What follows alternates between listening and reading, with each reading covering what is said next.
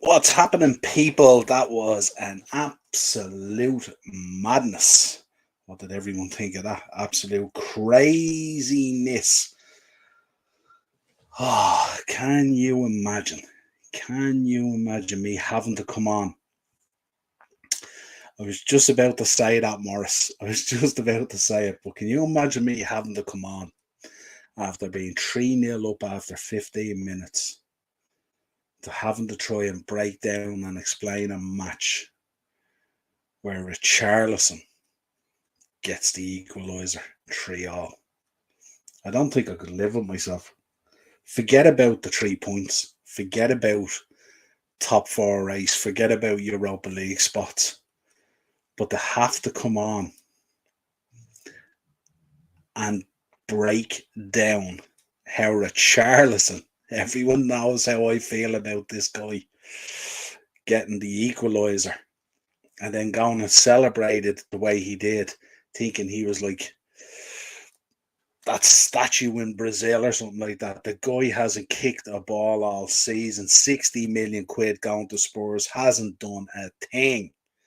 And he was going to be the guy, ex Everton. He was going to be the guy at Anfield to bring the curtain down. Can you imagine the headlines tomorrow? Ex Toffee destroys, finishes top four race, and scuppers Europa League spot for Liverpool. Nah, nah, nah, nah, nah. We couldn't be tolerating that chat now, could we? We really couldn't be tolerating that from a guy like Richarlison. I would be going absolutely ballistic. Ballistic. But before we get into the chat, gents, we got news today. Both these men are hanging up their hats, dare say. We heard yesterday that Jeff is finishing up, and this time it's for real. Jeff Stelling, who has been a huge part of our lives over the last 25, 30 years, whatever it is, with Sky Sports and stuff like that, and Gillette Soccer Saturday, and all those great times, and the brilliant panels he's had on, and how he's interacted with them, and the back and forth with Chris Kamara, that was absolutely brilliant. And going back to the earlier days of Frank McClintock and Rodney Marsh and all these guys on it, Phil Thompson, Matt Letizia, all the way down to who they have there now. He's done an absolute stellar job, and his reactions to the Hartlepool results. We know he's a huge Hartlepool fan and stuff like that. And also, it's going to be very strange to see him going. It's going to be very interesting to see who steps into that seat with big boots to fill. But he's been absolutely brilliant over the years and such a huge part of our football viewing and our football history, dare say. Very, very, very, very sad to see him go. And of course, the man on the left, Graham Souness, who's also hanging up the boots in terms of punditry. He's going to be moving off from Sky Sports as well. He's there, I think, 15, 16 years at this stage now. And again, he has created some stellar moments, especially in recent times. Some of that stuff with Roy Keane and stuff like that has been really, really interesting. We spoke fondly about the guy in the podcast. He was a brilliant player for Liverpool, of course, not as much as a manager, and said it himself. Interestingly, today when it was announced that he would be leaving and stuff like that, he said he realised management wasn't for him because he didn't have the personality or the what was required really to do it, and stuff like that. And that was a fair assessment for himself, but it was quite emotional to see all the different stuff he was involved in and stuff like that. Both these men. So of course we wish them both well, and of course we'll talk about them a little bit more tomorrow night on the Monday mashup. But certainly it was two big announcements over the weekend that can't go without being spoken about. So I thought I'd put that out there. Now, folks, let's take some of your comments before we get into this crazy game. Henry's in. Hi, Niall. What the heck was that today? Should have slaughtered them. 100%. What's the crack, Niall? All good, Eno. And how's it going, Henry? All good. It's good, Ian. Uh, Great show on Warren's Team Talk podcast. Yeah, Warren does some great shows. That was the one I presume on Wembley, was it? I just got the tail end of it because I was barbecuing right after the match for the family and stuff like that. So I didn't get to see a lot of it. But yeah, of course, we can have a brief chat about Wembley if you want, but I'm going to cover Wembley tomorrow night as well. It's going to make up a decent part of the Monday mashup, as well as the Premier League review and a look into this week's games coming up. But we will be talking about Wembley, some fantastic stuff in there. Of course, the World Cup in '66, so much stuff to talk about. Evel Knievel, Live Aid, SummerSlam, so much history in that stadium and stuff. And I broke down some stuff and I put some stuff together today, some initial things that happened in that stadium and stuff like that. But the big things like Live Aid and stuff like that, you could never really forget it. And so many great memories down through, the FA Cup finals and all the different finals that have been there and stuff like that. And it's mad. It's mad how important Wembley would be to the fabric of your football life, that it's only when it was being demolished and taken down, and they switched everything then to Cardiff. Although Liverpool, we had some great success down in Cardiff and stuff like that, it just never felt like Wembley. Sure, it didn't. It just never felt like Wembley. Morris is in. Klopp McMahon with the old quad there. Yeah, absolutely. It was absolutely mad, wasn't it? He's such an emotional guy, isn't he? Like, he just lives on the edge, like the players.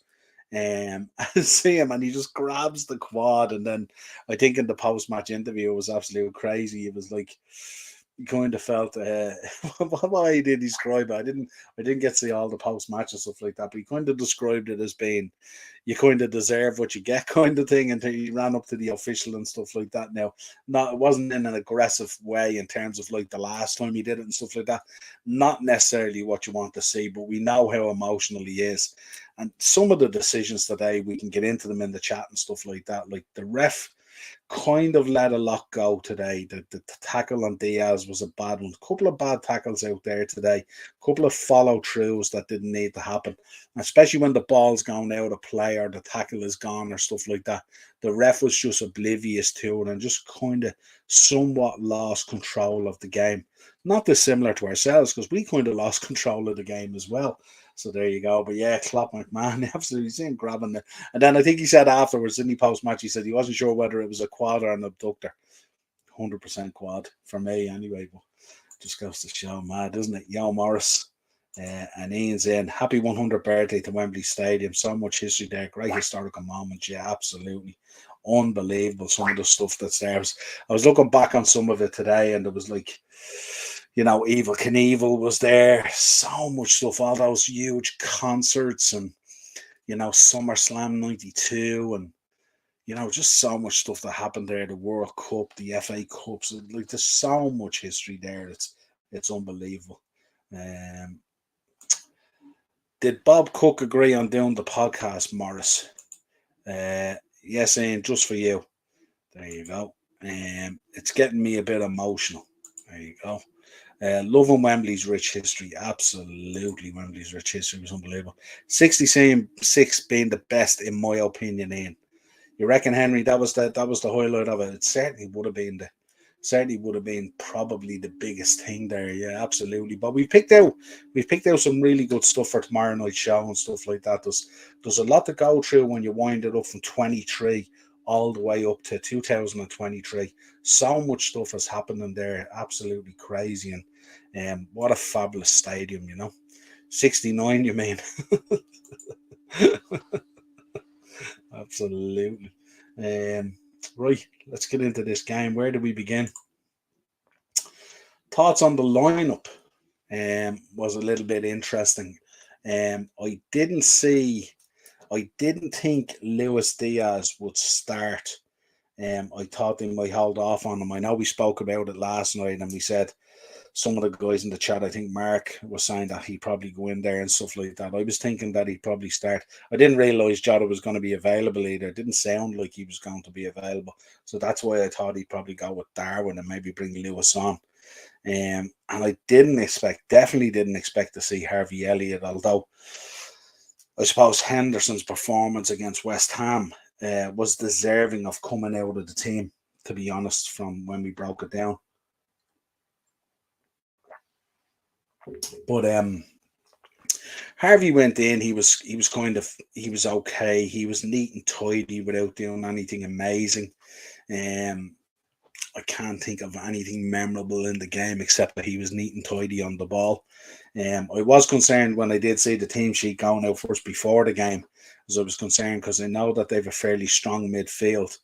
But it was interesting to see how we dealt with that. And certainly, we did say last night that it'd be nice to get a quick start and put things to bed very quickly. And after 15 minutes, we were absolutely sailing off into the sunset, weren't we? 3-0 up. Of course, the goals coming from Curtis Jones, who I have to say, what a ball from Trent Alexander-Arnold as well. Another assist. He's outrageous, isn't he, Trent, at the moment? I don't know what's happened. We said it even last night in the preview. Don't know what's happened to Trent in the last 5 weeks or whatever it is, but he just has a gaslight underneath him at the moment. He's the hardest working guy out there. He's up and down that pitch. He's covering, he's chasing, he's hassling, he's tackling. Like there was even one stage there I seen who broke down on this side. Might have been Richarlison, was it? I'm not too sure. And just see Trent absolutely sprinting back to cover and stuff like that. It was just incredible from Trent again today. He was certainly I would have put him in there for a show for man of the match again. But that ball in for Jones, and hats off to Curtis Jones as well. Took the goal really, really nice. Not an easy finish, but finished it. So that was really, really good. So happy with that. Second goal was Luis Diaz's one from Cody Gakpo with the assist. Again, tidy again to get us going. And then, of course, Mo with the penalty, nailed on penalty. And this is where we start to get like it was getting a little bit nasty and stuff like that. And it was just weird how much stuff was kind of let go. And of course, I mean, Jota obviously kicking, skipping the head as well. Um, clearly didn't mean it. Absolutely didn't mean it. But whether you mean it or not, it's still quite dangerous. But the ball was there to be won. And I know Ryan Mason after the match had big issues with it and stuff like that. I think he called for it being a straight red. Now, have we seen this before? Yes, we have. We remember with Mane on Ederson, I think it was. He went for a ball coming over his shoulder and he went to kick and he booted Ederson in the face, took him out, and also got a red. So we have seen it. There is precedent there, but I think it would have been harsh. Harry Kane pops up on 40 with a goal. It was absolutely ridiculous and it was sickening. And I kind of felt on 40 minutes, it felt like it was coming, didn't it? It just felt like there was a goal coming. It was really, really weird. And Van Dijk slips. He was just all over the shop. Perisic with the ball in. And everyone at the back, no one was aware of what was unfolding. And everyone kind of ran towards the ball thinking that was the danger, where the danger was actually the two Free Spurs players in the box. So Robbo and all ran towards what he perceived as the danger, and literally the two boys in the box. It was open field there on it. Yeah, crazy. Then Son pops up with the assist from Romero to make it 3-2, and at this stage now Spurs, their backs are up. They were really going for it. And again, just a drop off in the first 15 minutes. It was just like, well, there you go. That was easy work. Let's do this. And then all of a sudden on 90 plus 3, Richarlison, and that was like the dagger right into the spinal column. And for it to be him as well, Son with the assist. Darwin, of course, on the cover, but not goal side and stuff like that. And if you don't get goal side of that and deal with that situation, and him being a forward player as well, like he wouldn't have a clear understanding of that and stuff. Went to clear it with his foot. But we have to deal with that a little bit better. And then the ball comes off for Richarlison, kind of a shaved kind of header, I would have said, and it just loops up over Ali. And that's 3-all. And if I had been 3-all and he had been that guy, I would have been absolutely sick. But then out of nowhere, ball to Jota on the left-hand side, cuts in and puts the ball past Fraser Forster. What a goal to win 4-3. And it's kind of in our DNA, isn't it? We do like those 4-3s. We certainly do like those 4-3s. So certainly a very, very interesting game to unpack. Let's take some comments.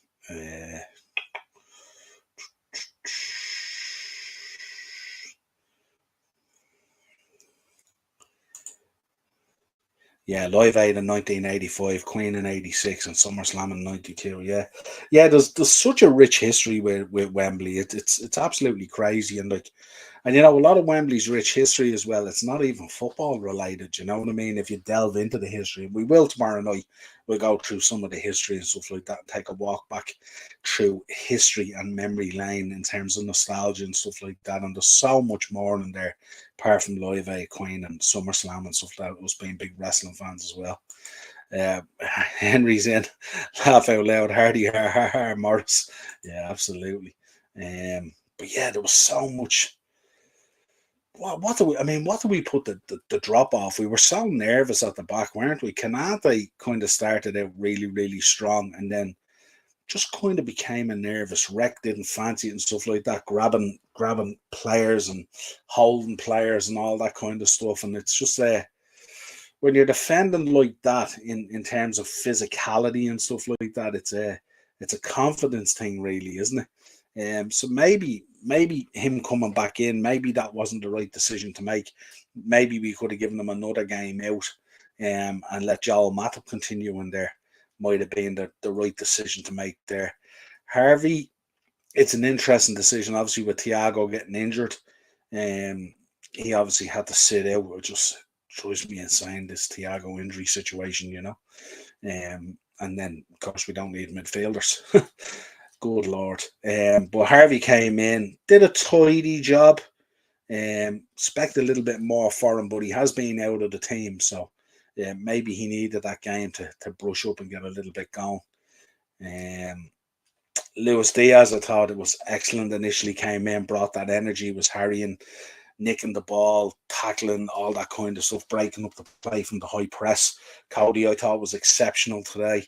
His runs and dropping deep and picking up the ball and running at them, and just that positive forward thinking and stuff like that. And then you see when the substitution comes and Hendo comes on, and you just see how it just dampens things down, doesn't it? It just that positivity. I know we run to the cosh quite a bit as well from Spurs and stuff like that, but it's just there's options there, and he just doesn't take those options. It's always the comfortable, easy pass and stuff like that, not trying stuff the way he used to and stuff like that. And it's just frustrating. It's just frustrating. Most balls into the box from him, hit the first man and stuff like that and all. So it was disappointing from him again today.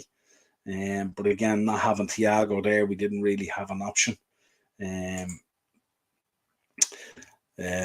Live at Wembley Stadium 2023 AEW All In just won't be the same. Thanks, Tony Khan, for making the effort. You'll never get that historical feel back. Just won't be the same. Sorry, fella. Yeah, we'll see. It depends how the ticket sales go, but definitely it will be a push. Looking forward to tomorrow's podcast. Oh, excellent. Yeah, it should be a bit of fun. Um, but yeah, it was kind of like the post match then, listening to Klopp. I mean, we've brought it back to 7 points against United now with 5 games to go. So 15 points basically to crawl back 7 potentially if United can capitulate. I think Newcastle are kind of there or thereabouts. It'll be hard to draw them back in.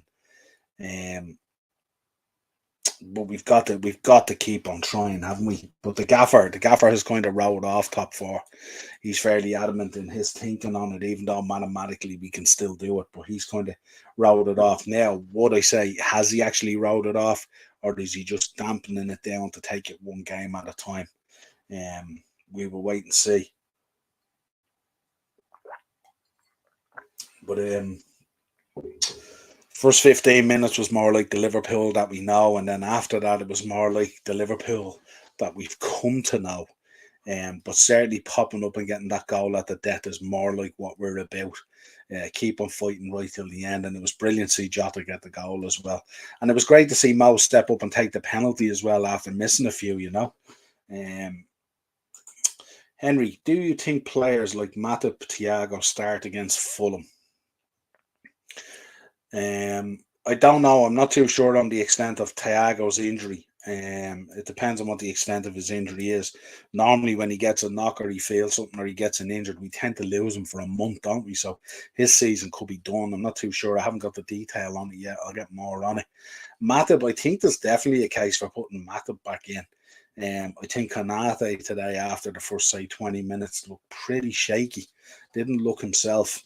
Um, but we know he's only back after being out after missing the previous game. So we'll see. Maybe he'll put him back in. But you could flip flop it, couldn't you? You could put Matip in there for Konate, but you could also put Matip in there for Virgil because they both dropped kind of clangers today, didn't they? So, would you agree? Is there a case for taking Virgil out at the moment? Would you play Matip and Konate?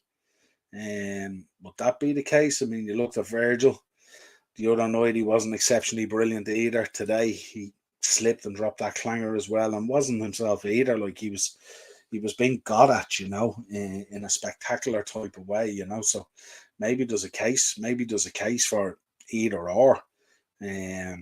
I don't see a case where he dropped both and put in like Matip and Gomez or something like that. That might be an absolute stretch, but there's certainly a case for Matip. Matip's performance, he kind of grew into the game the other night. So there's a case maybe to say he probably shouldn't have been dropped, and maybe even if you wanted to start him and maybe bring Konate on, but Konate today was kind of quite disappointing, I thought. Post 20 minutes, first 20 minutes, I thought we were really, really good, and I did say that last night in the preview that I thought we would come out of the blocks pretty quick. And boy, did we come out of the blocks really, really quick. Is there even a case at this stage for throwing in Nat Phillips, maybe, because just the two boys today just looked really, really shaky, just looked at odds as well. And even marshalling the line was a little bit disjointed and stuff like that. That's why the amount of times that Spurs broke through, and I was thinking that has to be offside, and it wasn't. Which is very, very unusual as well. But yeah, that's something that the gaffer might want to look at. And we shall see for the next game. But as I was saying, it was brilliant to see Mo step up and take that penalty. And when he stepped up to take it, I was watching the match earlier with Ben. I said to Ben, I hope he just belts this straight up the middle. And that's what he did. He just belted it straight up the middle, and there you go. That's what you want, isn't it? Perfect from Mo Salah. Let's have a look at some of the player ratings, because they're going to be interesting, of course. Alisson today, I thought got a 6. I think he made that really good save with his leg. But his distribution today was a little bit all over the place, wasn't it? Like you didn't see him any of the balls he tried to ping out. He was either going too long with them or they were going onto the sideline quite awkward to be dealt with, and more often than not got shut down by Spurs, resulting in throw-ins or whatever it was. So he wasn't his usual sharp self. He just seems at times, to delay in making the decision, and sometimes he gets the ball, it just looks a bit awkward under his feet and stuff like that. Now he delivers what he wants to deliver, but I think we could do it in just a much more quicker kind of fashion, a bit sharper, like the way he normally is. But today it just seemed a little bit off. He was kicking balls out, and as I said, finding players, but with difficult balls that they had to control. I think there was one ball he shot out to Harvey at one stage, and Harvey had to head it and chest it and bring it down, and then he was getting smothered. Too many players when the ball was being distributed out, not giving them enough time to receive the ball and do then what they wanted to do. So I think that could be just a little bit sharper. So I'll give Alisson a 6 today. Trent, I gave a 9-2 today. He's just on fire at the moment. The turnaround in him is just remarkable. We've been talking about it now for the last month. Since that kind of switch into that inverted position, or whatever you want to call it, he just seems to be relishing in that role now and stuff like that. And, who's to say next season he couldn't potentially put on that captain's armband? Who knows? But looked really, really good in the central position as well. And when he picks up that ball, he just surveys. He has the whole pitch to look at there and see what's unfolding. And those balls that he plays into the back stick, they're absolutely unbelievable. The talent that he has in doing that is incredible. More often than not, finding a player. And sometimes he plays that ball in there and there isn't a player in there. And it's still a fantastic ball. It's always a great opportunity. When you play that ball to the back stick, it's a very difficult ball to defend against. You're going to cough up a corner or something like that. You're going to have to be told. But if you get it into the right position, it's nearly impossible to defend against. And normally requires a keeper to make a world-class save to deal with it. So a 9 for Trent today. And I think for me, Trent was our man of the match today. Virgil Virgil, I gave a 6 to, kind of being generous. I think I've actually skipped one, have a Canate. Actually, if we go the whole back line of Robertson, Virgil, and Konate all got sixes today. Not a great showing from the three of them today. Um, Robbo even able to get forward, but at times when he got forward today, he gave up the ball, leading to counter attacks from Spurs and stuff like that. Just a bit wasteful, um, and carried it through into the second half as well. So a bit of a struggle for Robbo at the moment. Virgil, of course, the slip that happened leading to the goal. But even again, as I said, marshalling the line and stuff like that, he just doesn't seem on it at the moment. And I think looking at some of the performances at the moment, I think it's more a confidence thing than it is an ability thing. And I think I'm leaning more towards the break in the summer is going to do a lot of these players the world of good, and they will come back better players. That's the way I'm thinking about it at the moment. But let me know your thoughts on it. Ian's in. Shout out to Sean Bradshaw. Hope you got the link. Yeah, absolutely. Fucking offside rule sucks. We were sloppy and almost lost it, and there should have been at least 2 red cards today, in my opinion. Yeah, you're absolutely spot on, Henry. Absolutely spot on with that analysis. Just after the 3 goals went in, it's like when I've spoken about when I talk about Pep and Man City. If Pep and Man City go 3-0 up against this side, he will push them on once more and more and more. We just got a little bit comfortable. It was like, oh, there you go, that was handy, job done. Let's have a training match for the rest of the game. And we've seen how Spurs can come back. We've seen what they did against United, how they came back in after being 2 goals down. So we should have been aware that a reaction would happen. And really, we should have pursued that fourth goal with a bit more veracity, if you like, in terms of getting it done. But we didn't. Just let you know, folks, smash the QR code there as well if you want to join our TikTok page. Absolutely flying at the moment. Very happy with the way the followers are going. We're dropping stuff up there all the time. Fabinho, I thought, gave us a much better showing. He's been coming back to a little bit of form that we've seen post the sort of dip that he's had this season. He's starting to look more like the Fabinho that we're more familiar with. Now, is that a case? Has his return to form coincided with the move of Trent into that position as well? So he's around someone who is a bit more caring on the ball, who values more the possession on the ball, and who doesn't waste the ball. Now, is that a fair assessment in there? I think it is. I think it's not a coincidence that we've seen a better Fabinho while we've seen a better Trent. And the partnership that they're striking up there is pretty good. And if you look through the spine of the way that's operating between himself, Fabinho, and Cody Gakpo, that spine that's in there now is working really, really well as a tangent. And I mean, maybe that's why if you've got quality on either side of Fabinho and he's there being able to do his thing as well, he looks a much better player than when he's on the back foot with these counter attacks and he's surrounded by people that kind of, let's say, not at the level or the quality that Cody is at or Trent is at the moment. I'm trying to be fair to our captain here, yeah. But 7 for Fabinho today. I'm going to give Harvey. I toyed between a 6 and a 7 for Harvey. I thought he did all right today. He didn't do exceptionally bad around him. He was tidy with his play. But I'd like him to have more of an influence on the game. And we've seen at times with the physicality of it and stuff like that, he just still wasn't really in it. And also as I said, sometimes the balls and the distribution and stuff, he was being put under a lot of pressure as well. The ball from Allison out to him on the wing where he had to kind of take time to control it, and then he was getting shut down and stuff like that. So a little bit concerning there, but Harvey's good lad. He's still developing and stuff. Curtis Jones, I gave a 7 to. Another good performance from Curtis. You could have given Curtis an 8 even. He took his goal lovely at the back stick. But it was all about the ball from Trent, wasn't it? And it was a lovely finish as well.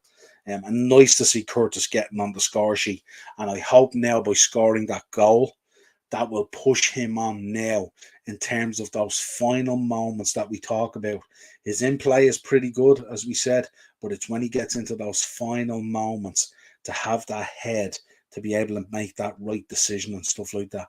And there's no reason in this world Curtis Jones, who's playing well, can't score, 8, 10 goals in a season, especially with the delivery coming in on the far side from Trent and stuff like that. There should be bags of opportunity for him there. And instead of always trying to seek out a player and stuff like that, just do as I said with Cody Gakpo. Get a bit greedier about things, Get a little bit greedier. Henry's in. Do you see Nunez being a backup player rather than a starter? Interesting.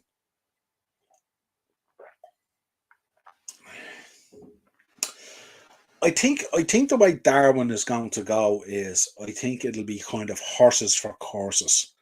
And I think what happens is we will match up against certain teams where Nunez will start because of his abilities work in a kind of a tactical way for those matches.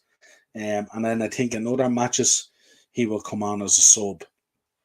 I think that's just simply the way it's going to go because I just don't think, in terms of the way we set up and the way we play, it lends itself to a lot of his attributes, let's say. And I think what happens is when we come up against teams in a different kind of way, that's when his attributes will come alive, and that's when we will use him and stuff like that. But we'll have to see. We put a fair bit of dollar down on him and stuff like that, so it's a case of let's see. And I really do think I'm standing by my idea of the fact that the full squad at the moment is going through a 5 or a 6 week or a 7 or an 8 week till the end of the season assessment. And Klopp is assessing every single position at the moment, and he's looking at it. I mean, obviously, there's a couple that are nailed down. Mo's would be nailed down. Ali's would be nailed down.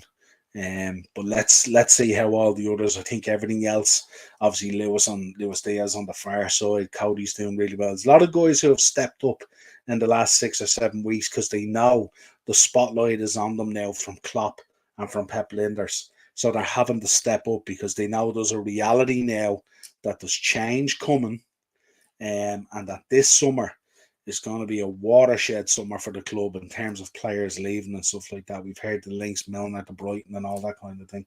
We know about Ox, we know about Keita and various other players, but you can see Curtis Jones is playing for his life to stay within the squad. Darwin is another one where it's been a little bit stop-start from him and stuff like that. I wouldn't say he's had the worst season in the world for his first season in the Prem. I think once he gets that under his belt, there'll be a better understanding. Hopefully he can push forward with the understanding on the language. You've seen it even today coming on. Thiago's had to come out to explain a few things and stuff like that. And it's just, you need to get the grips with those type of things. And I think once he gets the grips with those, we might see a bit more of him. I think the problem, what we've done is we've kind of shackled ourselves a little bit insofar as we've got 3, maybe 4 left-sided guys. Now, obviously, Cody is slotting into the 9 role there that Bobby is going to leave vacant when he leaves. So that's all good. That takes care of one. But in reality, if you look, we've got 4 left-sided forward players, if you like. Luis Diaz, Nunez, Cody Gakpo, and Jota, all left-sided, really, when you think about it. And it's only Cody that has slotted into the middle and done bits. But the other 3 are kind of vying for one spot, aren't they? So it's kind of figure out what way that's going to go, or else you change something up a little bit. So let's see what happens. But yeah, it's going to be an interesting conundrum. But I think most of the players got high scores, as the scoreline should have been higher still. Yeah, I do. Yeah, I think, I would agree with that. Look, I'm not going to get too down on it, you know what I mean? It's a 4-3 win. We love those 4-3 wins. We love the drama and stuff like that. It's not unusual for this club to put us through the mincer when we follow it anyway. The one thing that the win does today is it keeps that slight bit of hope of top 4 going. And it also gives us a better opportunity maybe of qualifying for the Europa League, as much as we don't like to hear that. So let's see. Anything can happen over the next few weeks, and it has in the past. Let's see what happens. The win was the most, and at this time of the season, the win is the most important thing. The 3 points is the most important thing. Everything else is kind of delved into after the fact. Like to drop off like that against Spurs is unforgivable. But the fact that we ground out and we got that last ditch goal and washed away that Richarlison celebration, and the headlines that would have come out would have just sickened me to the pit of my stomach for the next week. So I'm glad we got the win and just washed away his equaliser. That's what was most important for me. Mo, I gave an 8 to. Involved in the second, obviously stepped up and took the penalty as well, washed away the demons from the misses that he's had, which I was glad to see. But again, second half, because we had kind of lost our way and we had gotten disjointed and all that kind of stuff, it became a very difficult situation for Mo Salah, and he was being expected. You seen him coming back and nicking balls and all stuff, but playing much, much deeper and stuff like that. And we just went back into ourselves again, like what we've seen this season when we've coughed up a goal or two. We're like a snail. We just go back into our shell and we make things just look so easy. We abandon everything that we know. Our passing is all over the place. We're just getting rid of the ball, all these kind of things. And I think what we need to do is we just need to be careful of that. We don't want that sneaking back into our game. Our game over the last month or so has been quite positive in the way we've gone about our business, and we need to keep that positivity going. Warren's in. How are you, Warren? Don't forget to subscribe to all the channels, guys. Hi, Niall. Thanks for your support earlier. Great win for the Reds today. Always nice to see the chicken in the basket merchant suffering. Yeah, absolutely. Yeah, no problem at all, Warren. Warren, I got on just at the end, so I'm going to watch it on the replay later. I'm going to be covering a few bits about Wembley tomorrow night as well in our show. Just a few highlights and stuff like that. I'm sure you covered them today, but yeah, absolute pleasure. Sorry I just got on at the end. I was barbecuing for the family because it was quite nice here this afternoon. But cheers, appreciate it. Ian Morris, it's not the Bob Cook interview. I was emotional at. Just to clear that. Henry, laugh out loud. Yeah, absolutely. Let's continue. Cody as well. Cody, I gave an A2 as well. I think Cody as a player, just the more he plays, just week on week, he's just becoming so much more positive in his role. He's getting a greater understanding. And, to nail down that number 9, with Bobby heading off and the history of that position and what we've had over the last, 7, 8, 9 years of Bobby Firmino now at this stage has been absolutely incredible.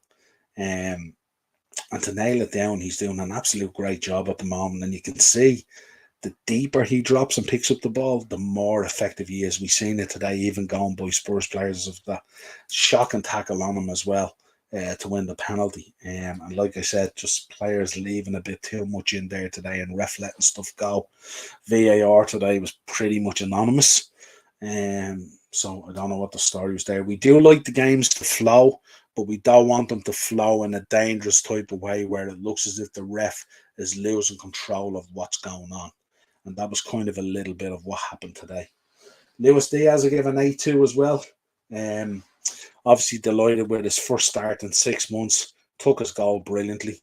And was terrorising Tottenham, winning the ball back when losing it, chasing and harassing for the ball and stuff. That's what we want to see from our front players. And hopefully it keeps it going. That was a nasty one from Skip on him when you look at the replay on it.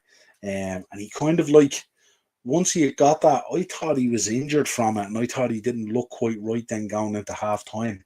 But he came back out and he played on, so he must have been all right. I was kind of thinking, and I mentioned it on Jack's watch along. Check out Anfield Row TV.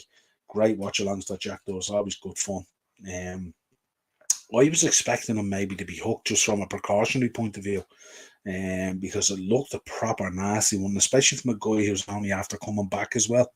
Very, very nervous I was about that one, and just uncalled for, no need for it, you know what I mean? Really, really frustrating.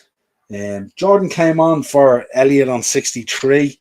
It was kind of an inevitable change because the game was kind of pittering out for Elliott at that stage, and Spurs were getting a real foothold in the game. So Jordan, of course, was brought on to shut that down.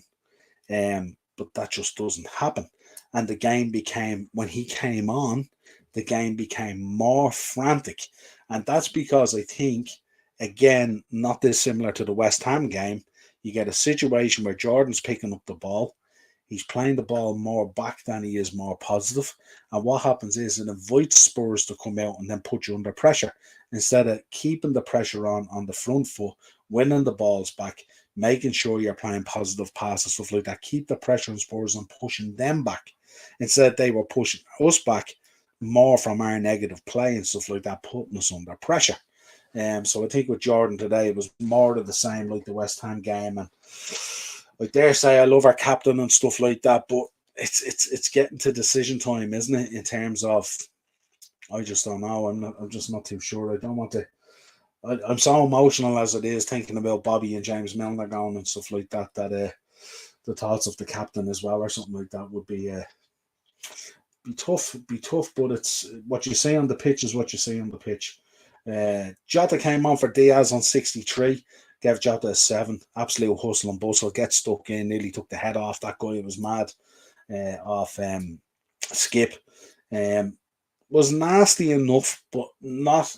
There was no intention in it. Like he's not a dirty. Jota's not a dirty player. He didn't go to kick him and stuff like that. But again, as I said earlier in the show, we've seen situations. Mane on Ederson back then, if you remember it, went in, ball coming over the shoulder, hadn't got a clue Ederson was there, raised his leg up to take the ball down, caught Ederson in the head, ended up with a straight red as far as I know. And, these things can happen. But I think today a lot was let slide.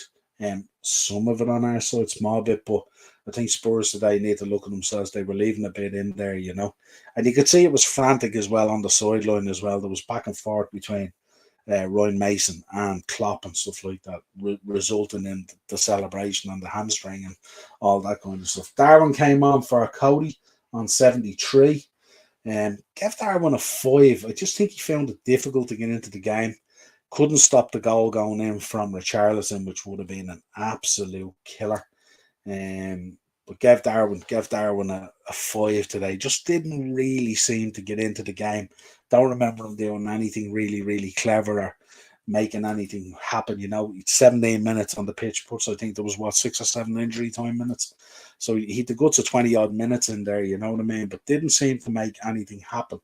Again, we've spoken before. I think Darwin is probably more effective out on the left than he is up the middle.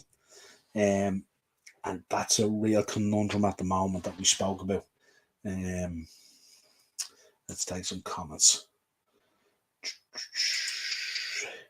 It could have been his last Niall after the challenge on him. Yeah, absolutely. But Klopp was pissed at the questions he was facing in the post interview with the journalist. Yeah, look, that's the way it has been when it hasn't gone to plan and stuff like that. Look, it's very easy to do these interviews after the fact when your team is winning and you're playing decent and stuff like that. But he should have expected that was going to happen. I mean, he's been in trouble before with linesmen and with fourth officials. This was another one of those situations. Hopefully it's nothing too serious. He did his hamstring, I think it is, while doing it and stuff like that. So he was going to get a lot of questions in relation to this. But also there has to be questions there in relation to post 20 minutes into the game, the kind of collapse really by the team, if you like. They just a capitulation again, kind of nearly felt kind of like the Real game, didn't it, really? Except it just didn't go as bad, and we ended up running out winners 4-3. Warren, hi, Addy and Hodgin. Thanks for your support today. It was nice to see you in the chat. Yeah, absolutely. Always support each other. Hi, Warren. Hi, Henry. How are you? All good. No problem at all, Warren. I'm fine. Thank you, Warren. That's really like see. Nice community here we're developing, isn't it? Nice the links between all the channels that are out there. Warren's and mine and Henry's and Dell's and Coyle's is out there as well, and Jack on Anfield Road and all stuff like that. Some nice little stuff like that, and always in supporting each other. Steve's channel and Jamie's and all that kind of stuff. And I'm always a big supporter of Sam's as well, because I just like the way he just goes on a mad one. I'm sure he would have went crazy today. Look forward to watching it later. But I love being in the chat on a lot of these channels and stuff like that. And big shout out to everyone creating content and stuff like that. It's not that easy, so keep up the good work. So we move on to the next one. 7 points is the gap at the moment with United. So let's just keep on going and see what we can do. Let's see what pans out this week. It's getting very, very difficult. and we're running out of games, mainly through fault of our own. But let's see where we land. Warrington, after the first 15 minutes, I thought you were going to score 8 or 9. Absolutely. And I had said this, Warren, on a number of podcasts this week, that I thought that this game, if we went about our business early in the game and stuff like that, we should run out handy winners. And we actually should have. We actually should have. It was ridiculous. Henry's the same. Yes, Warren, we should have. Absolutely. I don't know what the drop off was from the high energy and the high press in the first 15 minutes and harassing them and stuff like that and pinning them back in. And we said last night on the preview as well, obviously Klopp had studied the Newcastle game. So he knew how to get at them and make it all very disjointed and stuff like that. But yeah, and that's how it panned out for the first 15 minutes. But then after that, it was like, right, we're 3-0 up now, guys. Let's relax. And, that's a very dangerous thing to be doing, even at 3-0 in the Premier League. Anything can happen. Listen, folks, an absolute pleasure bringing you the show. We will be back tomorrow night. I think is it 7:30 or 8:30? I think it is. I'm not too sure, but it's up on the channel there. We'll be bringing the Monday mashup. We'll be reviewing all the weekend's action. Of course, we'll be talking about the title race. We'll be talking about top 4. We'll be talking about relegation. We'll be talking about 100 years of Wembley. Plenty of stuff in there at the moment that's going on. So there'll be plenty of headline stuff as well. So hopefully you can join us tomorrow for another very enjoyable show. If you can, of course, like on the video, continue to subscribe to the channel and hit the bell notification and share the word about it as we try to push on for 1,000 subs. Not easy at the moment. We're struggling in the mid to late 600s, and we've been there for a little bit of time now, so we need to push it on. We are all gone very accommodating in our ages. Absolutely. We still can't put games to bed. We are still complacent and think that teams won't beat us. Yeah. And Henry, see you tomorrow. Good night, chat. Good night, everyone. Have a nice evening. Enjoy the rest of your bank holiday if it's a bank holiday for you. If not, stay safe. We'll see you tomorrow night for the Monday mashup. And until then, folks, enjoy.